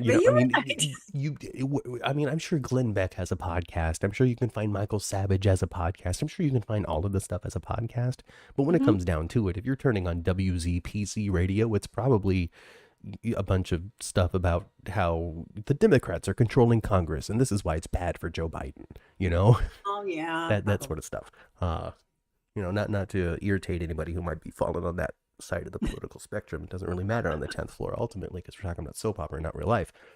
But I think that's more the style because even then it's a religious based show, all that kind of stuff. Usually, generally speaking, center or left leaning networks aren't really going to do like the Christian Hour with Cyrus Renaud. And I thought it was a little I was surprised, but that they decided to do it this way with Kevin telling Laura not to listen to it. Mm-hmm. No, Laura was right. She needed to be listening to every single word of that to understand what he's really saying. And as a psychiatrist, Kevin should be writing, should be listening to and making notes. Maybe Kevin just doesn't have time for this anymore because there's a baby that we just adopted. What am I going to do? Get drawn into yet another criminal problem? Nah, just going to focus on this kid. You can deal with it, Laura. Oh, it's just so funny because before we started the show, I said Kevin is only in a scene to find a way to not be in a scene now. Like he shows up to be like, I'm going to go get Ace, or show up and be like, I'm going to go get Ace. Or he just leaves. Like when Cyrus showed up and Kevin was like, no, you're not going to go see the kid, and just left. Why? And Laura kind of spun it on Cyrus a little bit because she started talking a little bit of religious wording as well, using the word transgression. You have to forgive our transgressions, right? As we try to forgive yours, even if it takes longer than you want it to. Yes. Yeah, she kind of spun it on him a little bit. And he took it. Mm-hmm. Speaking his little religious language. Chandra says, I think Nina got it for him, the radio show for Cyrus. Remember the deal she made with Cyrus? I don't know what sort of connection she has in the radio world, but sure, I imagine she could pull some strings to make that happen. Sure. Nina only has 2 radio stations because her empire is inherited. She has 2 radio stations? Nina does? I don't know anything about her owning radio stations. Oh, maybe. Well, maybe if she got them from Madeline or from Silas, they're cool. Well, her dad had a whole lot of stuff. Her dad, her dad she's had a an lot heiress. of. Yeah, she doesn't suffer for money. No, and it was not Madeline's money to begin with. It was her husband's. Yeah. Kevin is busy being on the New York Times bestseller list, and that's true. John Lindstrom, New York Times bestseller, Mama. My intent is to read that book. Yeah, I'm sure it's available at every store. It looks like it was a huge, wide release, which is awesome because they wouldn't have done that based on just John Lindstrom's name. Like Maurice Bernard didn't get a huge nationwide publicized release of his autobiography, but John Lindstrom's crime novel must be very good and leave the publisher with a lot of confidence to get as much backing as it did, just in the advertising and release of it alone. He did a book signing and read aloud yesterday, which I didn't attend. I should now that I have time for these things. Was it there in town? It was somewhere in Glendale, which is a little past Burbank. Oh, it's not that far. Not super far. Still a good half hour at least. Matt, you better get your butt down to that kind of stuff. You can work a guest out of it. I mean, beyond that, I can still, tweet and stuff would be good for the show. But past that too, like it was him doing the thing, but also, and the reason why I kick myself for not prioritizing it more was the fact that he was doing it with Mike Leaston. Mike Leaston was, in conversation with John Lindstrom. Ben was there too. Yeah. I should have. Cyrus named it Searching with Cyrus. Oh, see, what I knew it was. Load a little bit. Searching with Cyrus. Hello, listeners. It's me, Cyrus Renault. My flock is going to grow. My flock is going to grow. Yes. So but Laura's right though. Like she needs to question everything he says and question his motives as well, because there's just no way that Cyrus is 100% real with this stuff. No, of course not. No way. No, he's got some sort of ulterior motive. We don't know what that motive is, but it's not going to be friendly ultimately, and it might not be even supremely nefarious, other than still having a community to control that loves him. And if he don't cut his hair soon, he's gonna be the hateful ponytail again real quick. Right? Yeah. That hair yesterday. I'm sorry, but on Friday it needed one thing or another: a wash or a cut. I think it's fine. His hair looked nasty. It looked like it smelled. Maybe that's the point, Maybe he's really changed. He's really changed the aesthetic. I'm in all natural deodorants now. I don't want to. And did you notice too? Like no beard, no whiskers at all. Nothing at all. Completely clean shaven. I think he looks great. Chandra says that Laura was with Luke for 20 years. I think she can recognize a con most of the time. And I think that you're right, Chandra. She doesn't trust him. He's got some sort of ulterior motive because he's always had some sort of ulterior motive. And she throws that in his face too. Before when you would offer condolences, it was to rub it in the face that this person is gone. Yeah. Not this time, Laura. I've changed. Like he's almost, the little boy in Cyrus always comes out too, because there seems to get a point in the conversation he has with Laura every time where he reverts to 5 years old and wants to just go, why don't you trust me? Love me, love me, love me. Laura. Love me. And it's good. It's so good. And I hope we get our dreams of Hannibal Lecter Cyrus, Because I think that's the best use of that character. I do. Oh, I think so too. I do. I think so too. I don't want to see Cyrus running no prison gang. No. And I love that through riddles of his radio show. I loved Laura calling that out too. It's like, that's it. That is it right there. If you want us to trust that you've changed, you can't call your prison goons Mm-hmm. to come help you or to protect my son in jail. That's not change, Cyrus. That's just focusing No. your problems, your Well, problematic solutions on a different problem. yeah, it's Ugh. your more manipulation. She hasn't forgotten he held her at gunpoint either. Yes, he held her hostage up until that last moment where Curtis had to like take a shot and jump in and all that. Mm-hmm. So basically, I just want to be I want to be a call-in on Cyrus's radio show. I want them to cast that.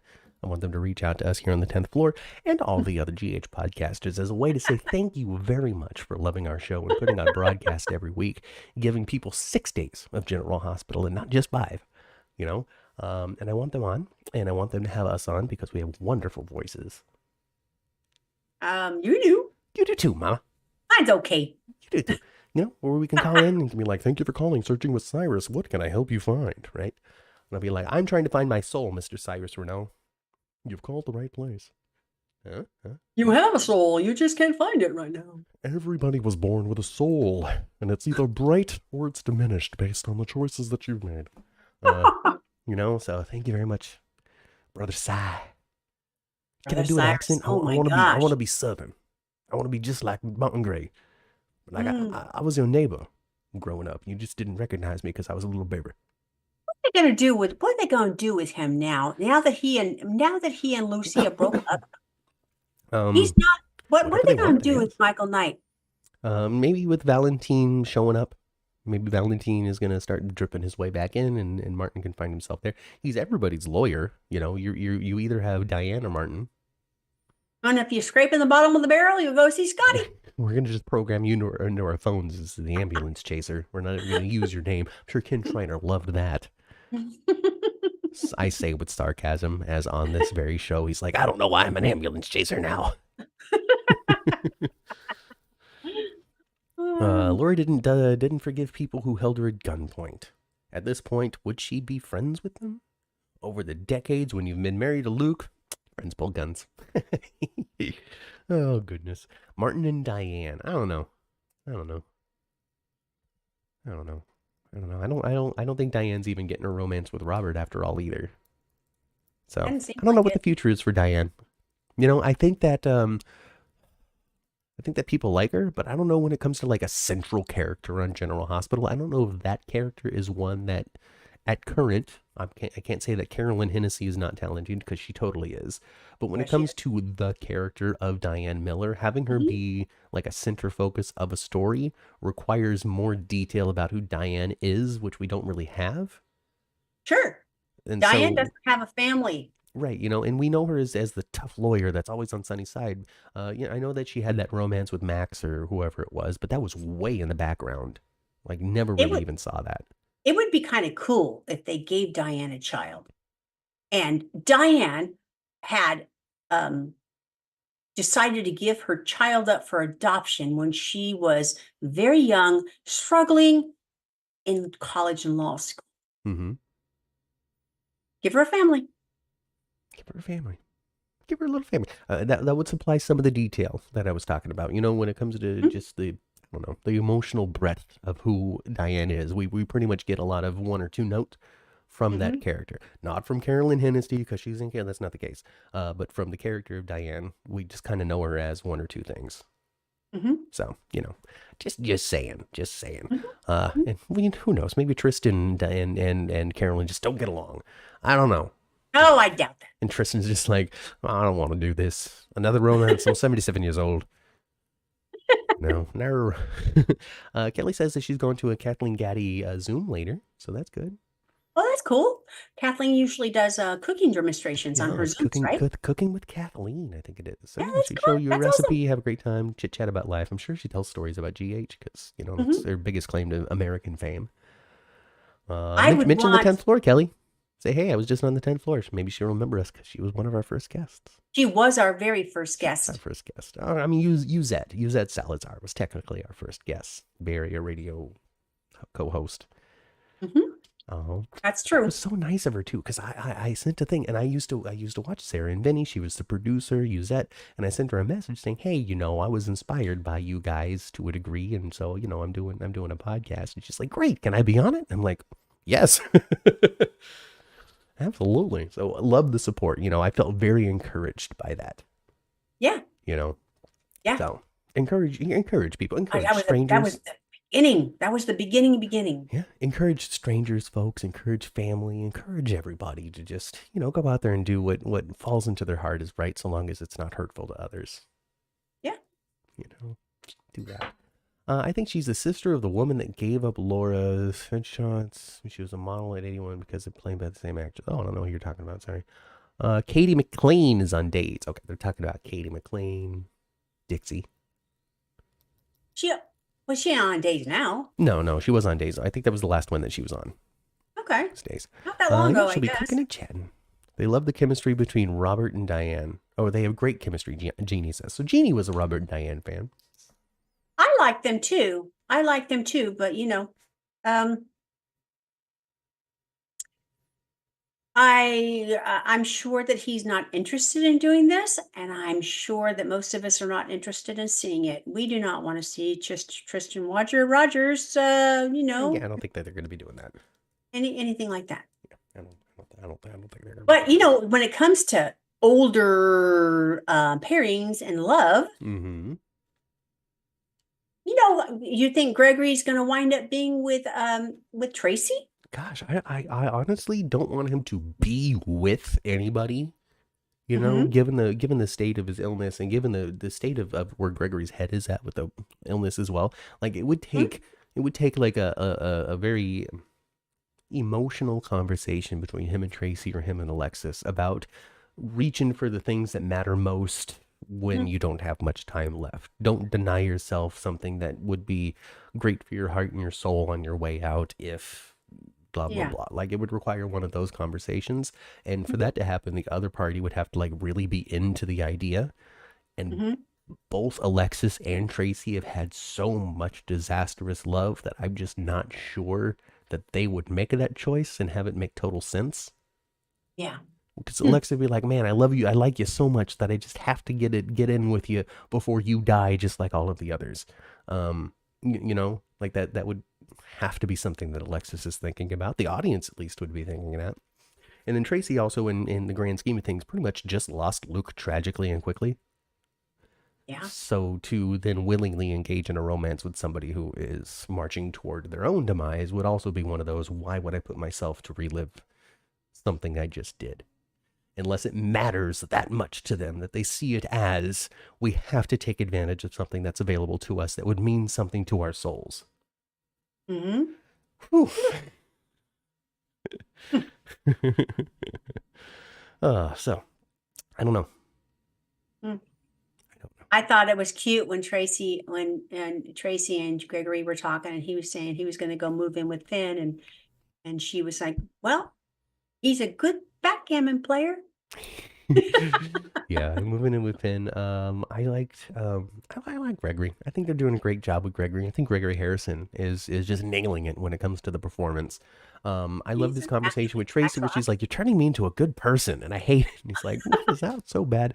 And then she mentioned something that makes him laugh because she talked to him like he wasn't dying. Mm-hmm. And it made him happy, and it's good to see that. And I understand what you're saying, and what other people are saying when it comes to the romance, but it doesn't necessarily have to be romance when it's still that Yeah. intimate. But it's Well, a soap. right now, it's not a romance, but it is a very intimate Yeah, it's an uh, intimate friendship. friendship. So it's an Right opportunity to show, I guess, a different side of things if they so chose. But I understand that it's also a soap opera, and love is love is love is love. And so it's entirely possible that two or now. all three of them will link up for some sort of weird geriatric three-way before he passes away. I don't know. Oh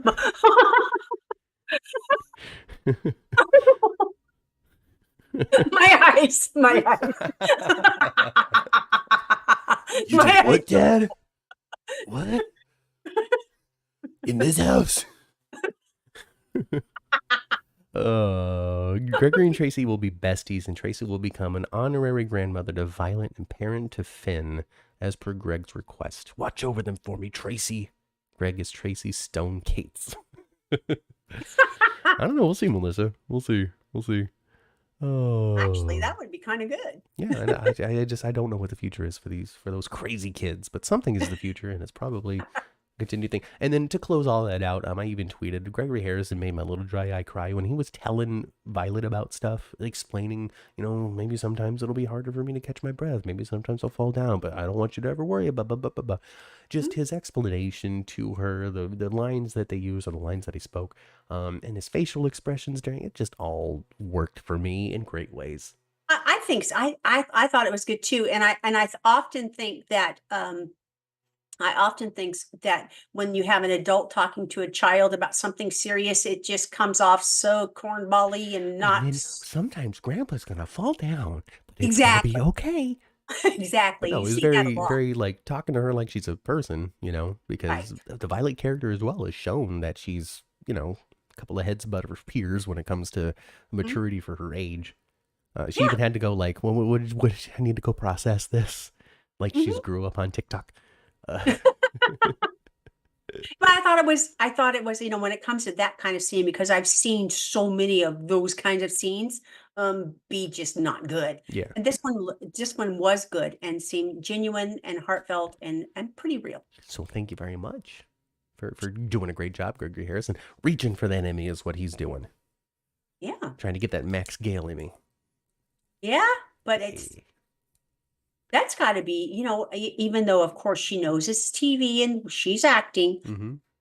but that would be a hard thing for a little 7, 8-year-old to play. You got to play your grandpa's dying. I don't know how hard or easy it is for these kids.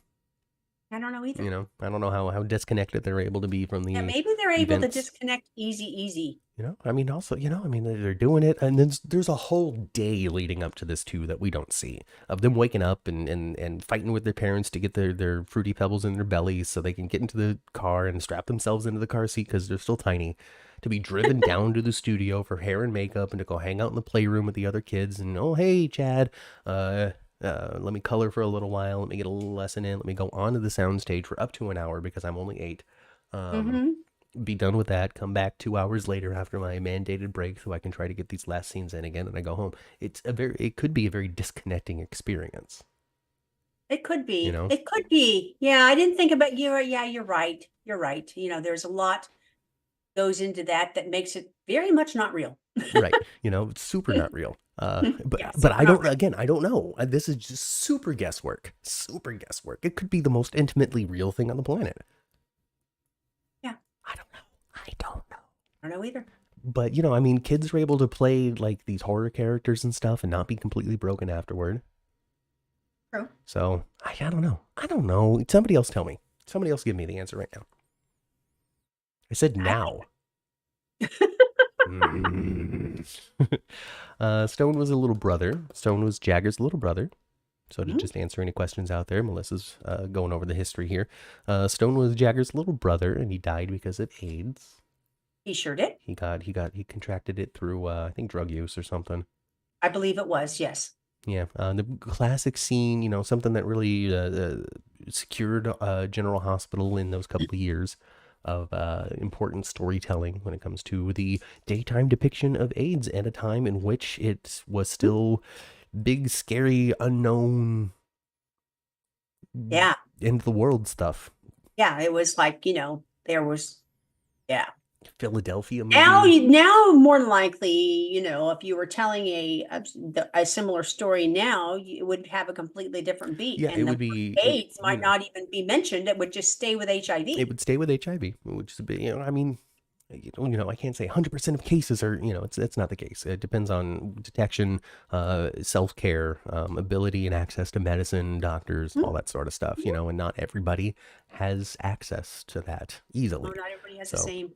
but there's a lot more education out there in the world now when it comes to what it is, how you get it, what the stages are, what you can expect, how it onsets, all sorts of different things. There's also preventative medications that exist out there as well. Mhm. Um, Mhm. There is also ways for the viral load to stay at an undetectable level, which, while isn't 100% safe for every single person out there in the world, is far more safe than if you had a detectable viral load. Well, sure. So, there's all kinds of different, great progresses that were made in cocktails and medicine. So the story now would be living with it, dealing with it, pretty much the Robin side of things. Yeah, exactly. The Robin story. The Robin story is living with it and even having children after that. And living children after that, but also having, the cognizance and the awareness that you do carry this potentially very devastating and deadly disease.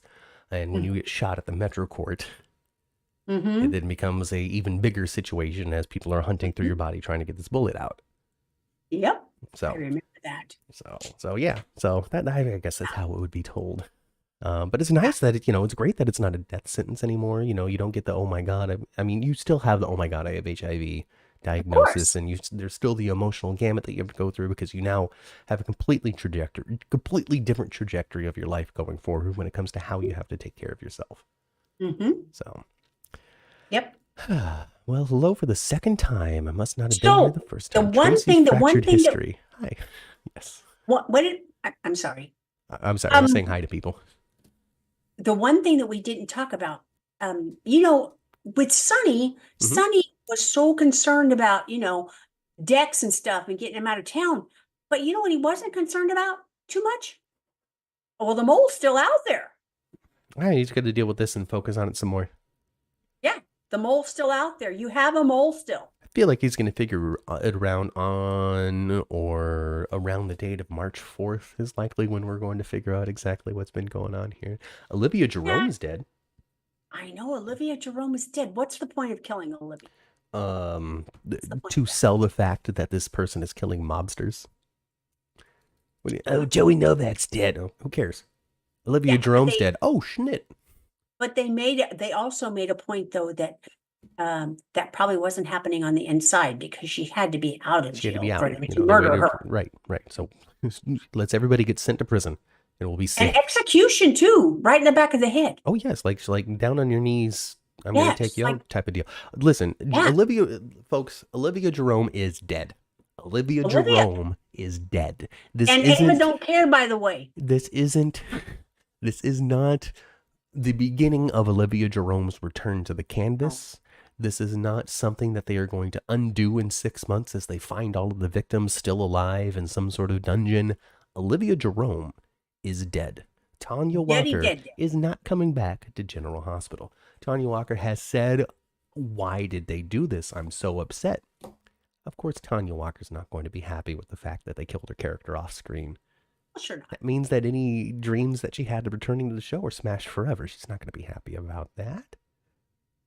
She did. Olivia Jerome is dead. And to me, it's fine. When you have a character that you have absolutely no intention on ever bringing back, like Luke, like Olivia, you can do this stuff for current plot. Yeah.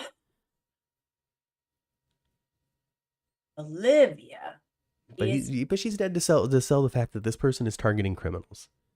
Yes. This person is not out to get Curtis. This person is not out to hurt the innocent. He is out there to take out mob bosses. Under whose orders? Who knows? Maybe nobody's. But when it comes down to it, they weren't going to be using Olivia. They were probably going to be using Ms. Wu. So no, Wu's not going to get shot in favor of keeping Olivia Jerome. Plus, Wu has doesn't have a bunch of story attached to her. Doesn't have a lot anchored to her. Doesn't have other characters anchored to her in major ways. So keeping the character that is intrinsically tied into so much plot versus keeping the character you can do pretty much anything you want with. I'm going to keep the character I can pretty much do anything I want with. Olivia's stories have been told. True. That's true. How I feel about it anyway.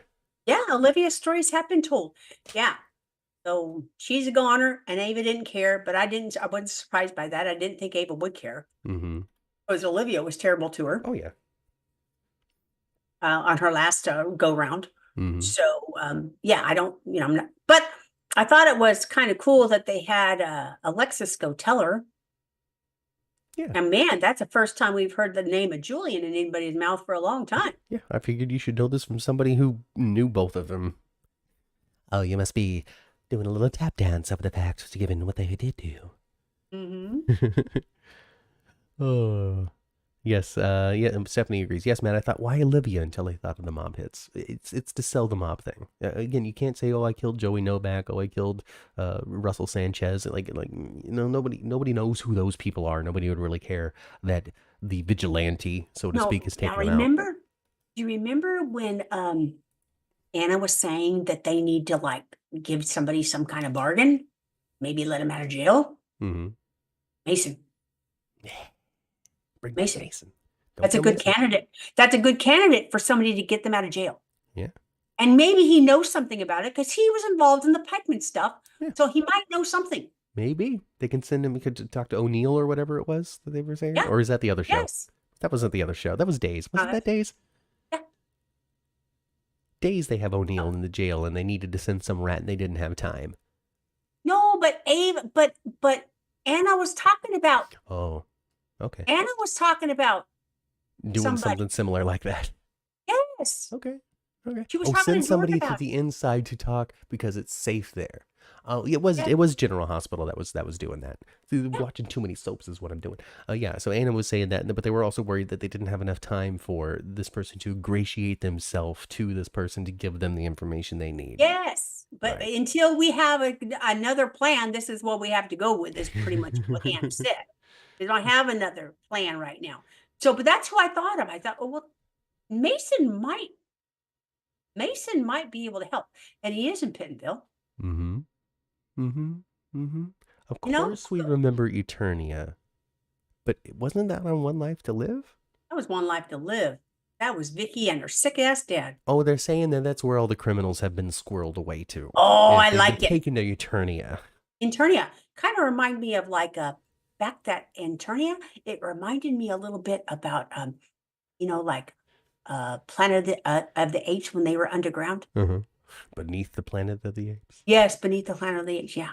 Blow it up. But yes, I remember Eternia. That was wackadoodle out there in Ice Princess Land kind of storyline.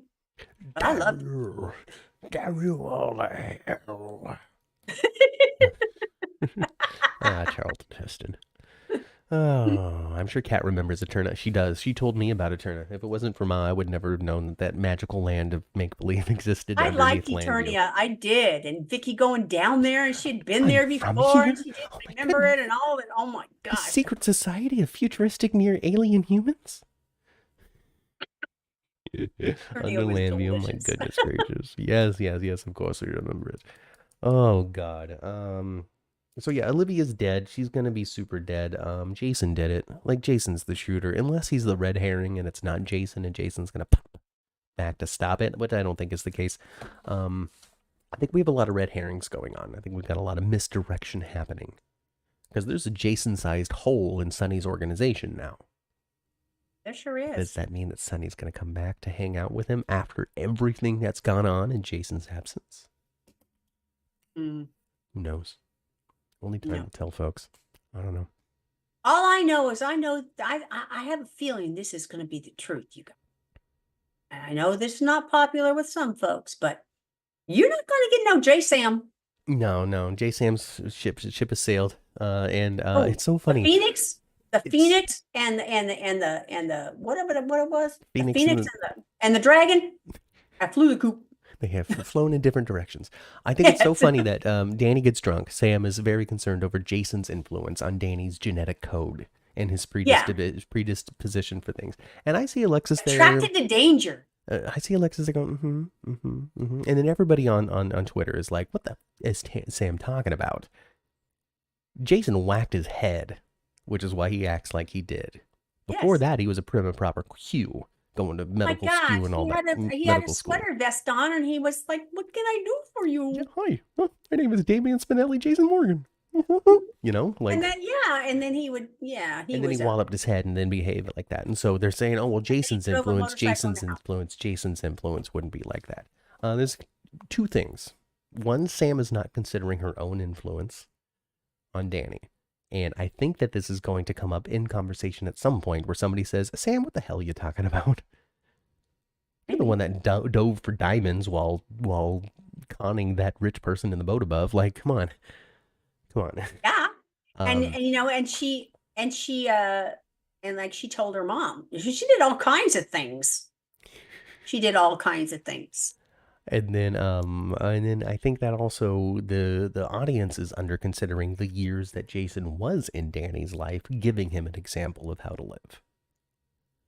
So, you know, she might not necessarily being saying, oh, well, since his dad is Jason and Jason is genetically predisposed to risk taking, it might be more Jason is his father who showed him this lifestyle as a young child, which might be more the note than what people are interpreting it as.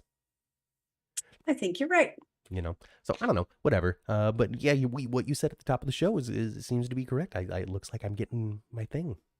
I'm getting Sounds like my you're getting your Danny's the story. bad one. Jake is the good one. Jason's gonna have to show up into town to try to set things straight with his kids, but then it's just gonna be some sort of big fight.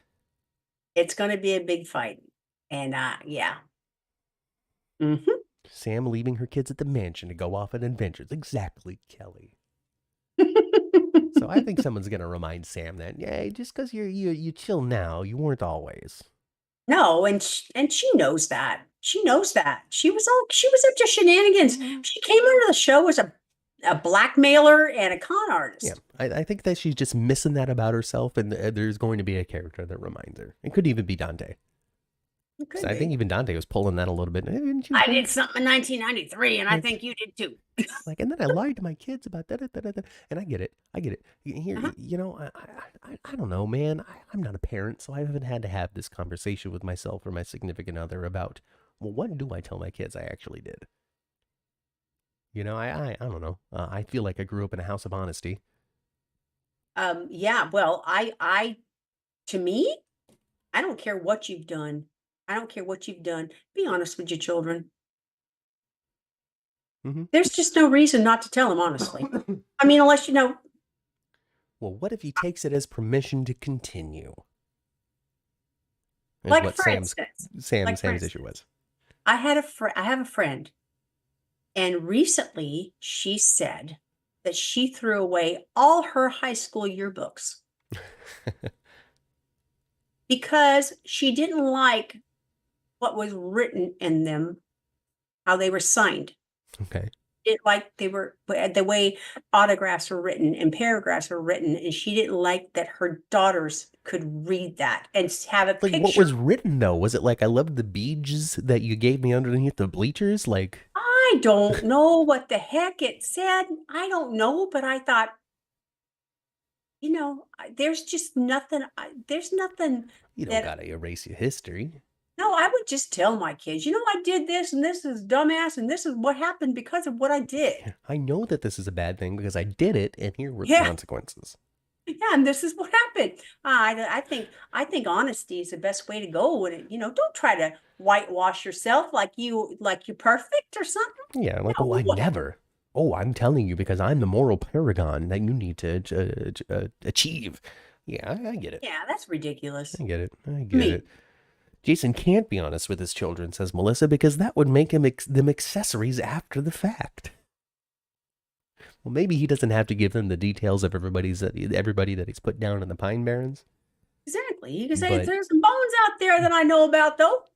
But let me tell you a story about your Uncle AJ, who smashed my head against a rock. You know, he can tell that story. Yes, exactly. And this is why you don't drink, Danny. Do you want Jake's head to get smashed against a rock? That's what people were saying on Twitter. They were worried that that Jake was going to get into Danny's car and wind up smashing his head too.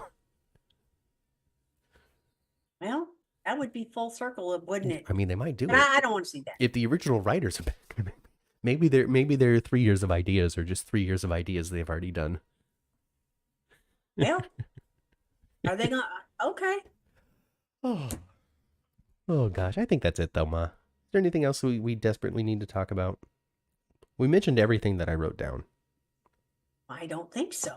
I guess we covered it. I don't think there's anything more important to talk about. I'm sure Melissa will be like, "Oh, but what about this thing?" And I'll be like, "Well, that thing happened in the end." You know. That's it. We've been talking forever. It's almost 1 o'clock. It is Cheryl didn't almost get 1 any o'clock. yearbooks because they couldn't afford them. It's a real I'm thing. sorry. I'm sorry to hear that. That's a real thing. It is a real thing now, especially now, like an annual is like, gosh, I think the last time I heard someone talking about it, that they were like about $125, $150. We didn't talk about Drew, but that's all right. Once Drew actually really plants a bomb in Nina's car, we'll have a lot more to talk about. Yeah, Because as it I stands think right now, Drew he's might just do something angry. crazy. I think Drew might do something crazy, and I do think so because he's fallen off the deep end, which makes Drew more interesting. However, I'm sorry, Cameron. It's okay if you go do some Lifetime movies. Yeah, just go do some Lifetime movies. It's okay. And then people are It's talking about Lucy okay. and the dinner rolls. It's raining dinner rolls. You want Tracy through the back of Tracy's head, almost knocked her bun down. That was funny. Oh, Drew is going off the rails. People want to talk about Drew. Drew's going nuts. He's going crazy. I don't remember much of the details of what happened with Drew this week, so I guess that's why I didn't write it down. I know that he's angry. I know that Carly's like, "Come on, bro, like let's just be done." And he's like, "No, I've got to ruin her life." You know. No, he's still wanting to ruin her life. So that's pretty much what it is right now. Lupper, Lucy and Scotty wouldn't be Lupper. I don't understand Lupper. Lucy He and lost her, supper. Marty. Oh, lunch and supper. Lupper. Kelly. Got it. I understand. Valentine got up in his face, though, and I loved that. Well, hey. Maybe you should back off a little bit, Drew, huh? Valentine's after Nina again. No. We can just still have fond affections for each other. Sonny and Nina are getting back together. Come on. I think so, too. What I do think Valentine is doing is leaning back into his Cassidiness. He doesn't have I anybody to think set him straight Valentine anymore. I think Valentine, with being good and everything, I think that ship sailed with his relationship with Anna. I don't think he's gonna be good anymore. And I like Valentine when he's a little more underhanded anyway. Rather than the soft-spoken romantic. Yeah. I hear And ya. now that he's not with Anna, I don't think they're gonna rekindle him and I don't think so. We just don't. I feel like we don't need to retread these old territories between Valentine and Nina and Sunny and Ava. Like we've been there. I do think that if it's Ava and Sunny, it's going to be a one night stand thing. It's going to be an afternoon thing. It's not going to be a romance. It's going to be a tryst. Anyway. I'd rather see Nina and Valentine with an afternoon fling than a Sunny Ava one. But that's also because Sunny, over the years, Sunny has just got it in with everybody. Like at a certain point, you are less, oh man, how, these are my physical expressions, and you just start becoming just a dirty old man. And I understand, I don't need to see dirty old man Sonny. It's just like, I just need to get it in, I was looking at him from Friday's show. I was looking at his hair. Yeah. Remember how we had a conversation not too long ago about, how often they must color his hair? I think they're putting some kind of like wash, something that you can wash out easily. I think they're putting some shoe polish kind of crap on his hair on film days.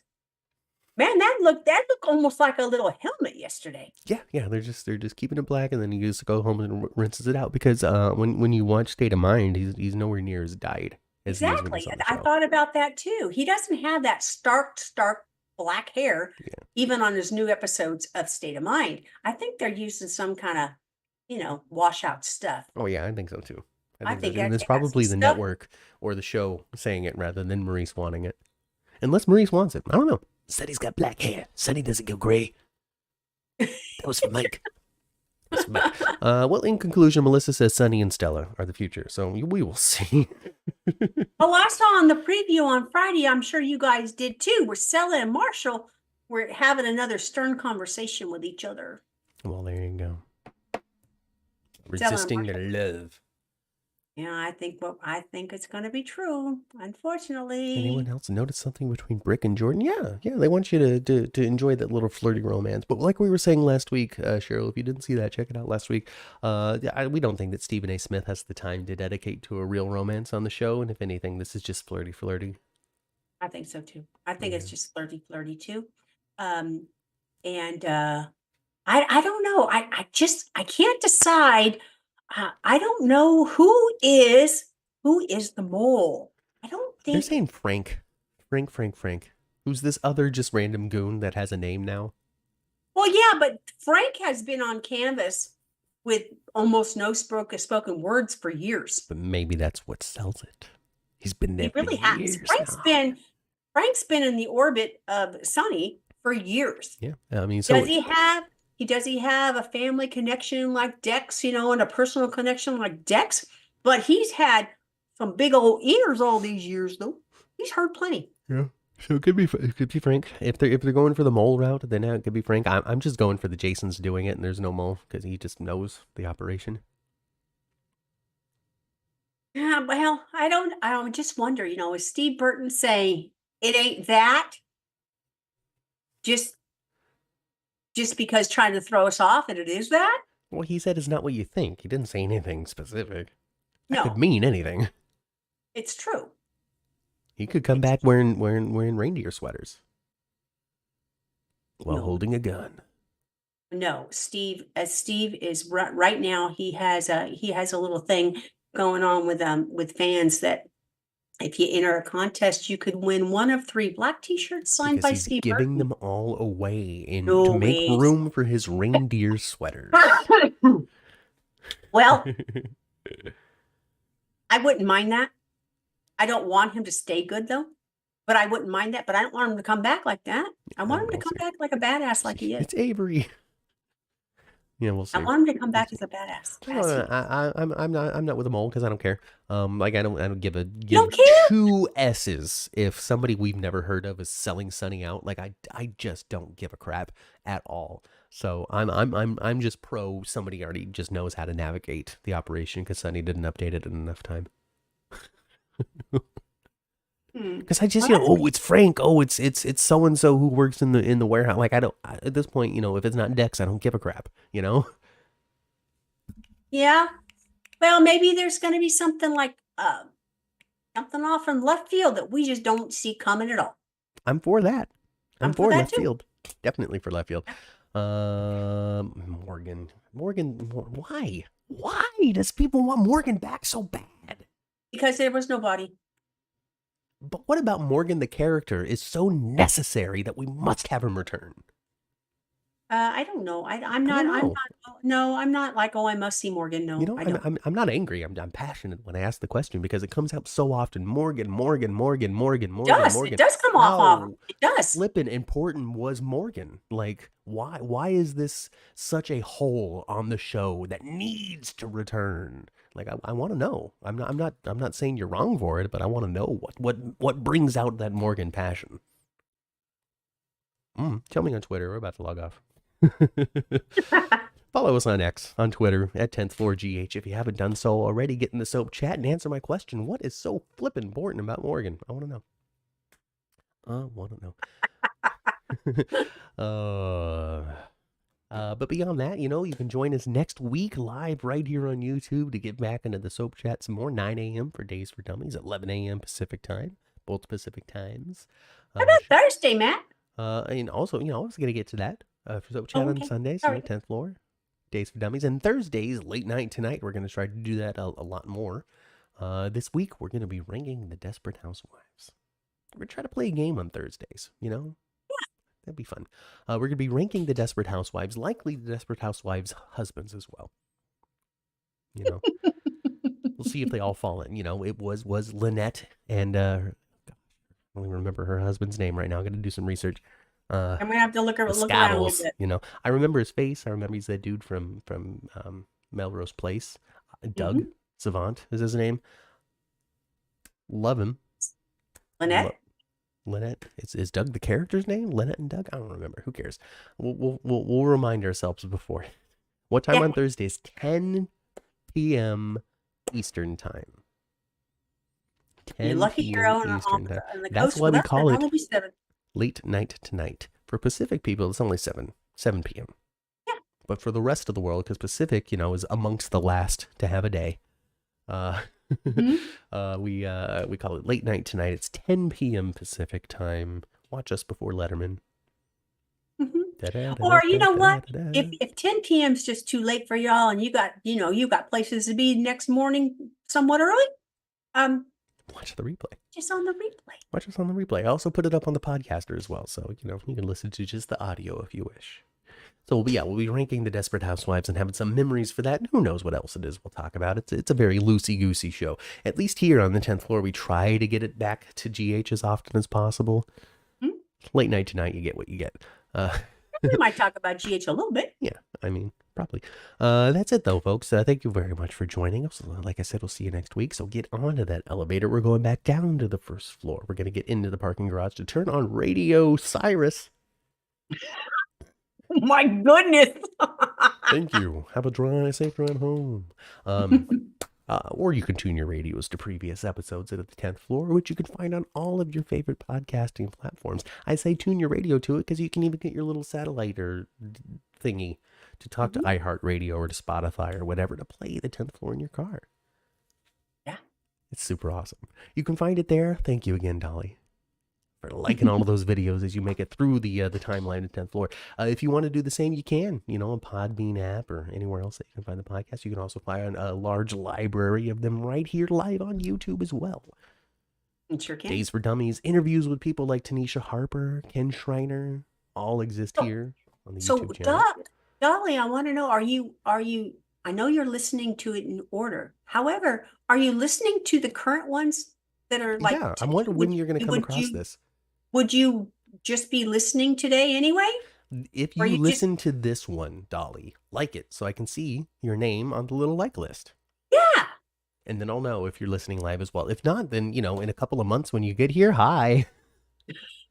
Hi. Follow the links that Chandra has put lovingly in the chat when it comes to the Instagram, the Twitter, the X, the link tree to other things where you can find the YouTube and the podcasting as well. There's also a merch store out there that I really need to fix the name of so it's easier to do and memorize. We'll see when we get there. I know Kelly got a cup. So, there's cups and t-shirts. I should order some t-shirts for us to wear on the podcast to sell them some more. That would be smart. Anyway, previous episodes of the 10th floor, you can find on all your favorite podcasting platforms. If you can't find it on your favorite podcasting platform, reach out to me on Twitter at 10th floor GH, or you can send an email to 10thfloorgh@gmail.com. Past that, we'll see you next week. Go spend some time with your families. I've been Matt. I've been Kat. We'll see you next time right here on the 10th floor. Goodbye, everybody.